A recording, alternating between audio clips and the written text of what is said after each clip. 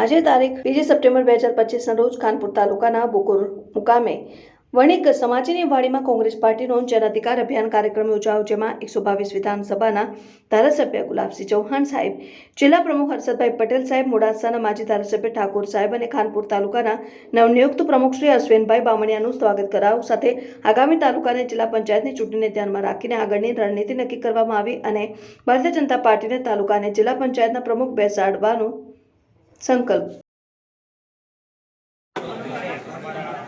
તાલુકાના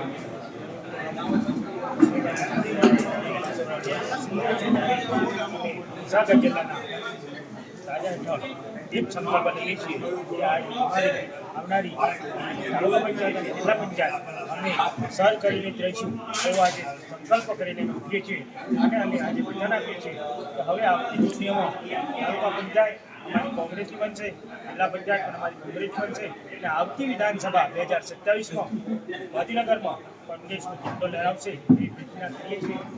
ખાનપુર તાલુકાના નવનિયુક્ત કોંગ્રેસ પાર્ટીના પ્રમુખ બન્યા છો, તો આગળની રણનીતિઓ કેવી રહેશે તમારી?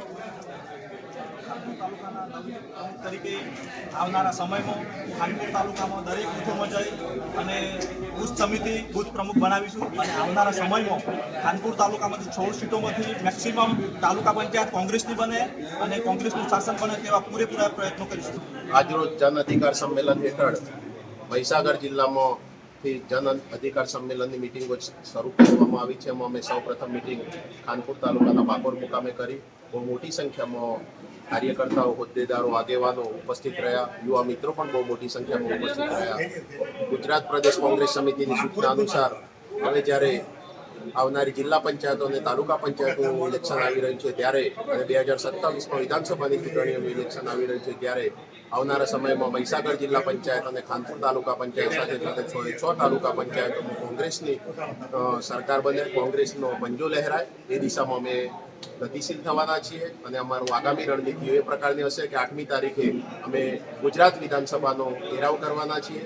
વોટ ચોરી, ગાદી છોડ મુદ્દે જે અમારા કેન્દ્રીય નેતા રાહુલજીએ જ્યારે આહવાન કર્યું છે ત્યારે એ મુદ્દે અમે વોટ ચોરીની મુહિમ પૂરા સમગ્ર દેશમાં જ્યારે ચાલી રહી છે ત્યારે મહીસાગર જિલ્લામાં પણ વોટ ચોરીની મુહિમ અમે ઊભી કરવાના છીએ. અને જે કંઈ બોગસ મતદારો છે ઘરે ઘરે ફરીશું, વિસ્તારમાં ફરીશું, તાલુકાએ ફરીશું અને જે બોગસ મતદારો છે એકની એક નામ અન્ય જગ્યાએ છે મતદારોને અમે શોધી કાઢીશું અને માન્ય નવનિયુક્ત તાલુકા પ્રમુખોની જે નિમણૂક થઈ છે એમને પણ આ જવાબદારી સોંપવામાં આવી છે. એટલે આવનારા સમયમાં પ્રદેશ કોંગ્રેસ કક્ષાએથી જે કંઈ કાર્યક્રમો આવશે એ કાર્યક્રમોને અનુરૂપ થઈ અને આવનારા સમયમાં મહીસાગર જિલ્લા કોંગ્રેસ સમિતિને મજબૂત બનાવી અને જિલ્લા પંચાયત અને તાલુકા પંચાયતમાં કોંગ્રેસનું શાસન લાવવા માટે પ્રયત્ન કરીશું અને 2027માં મહીસાગર જિલ્લાની 3 વિધાનસભામાં કોંગ્રેસ પાર્ટીના ઉમેદવારને પ્રચંડ બહુમતીથી જીતાડીશું. આભાર. હર્ષદ પટેલ, પ્રમુખ, મહીસાગર જિલ્લા કોંગ્રેસ.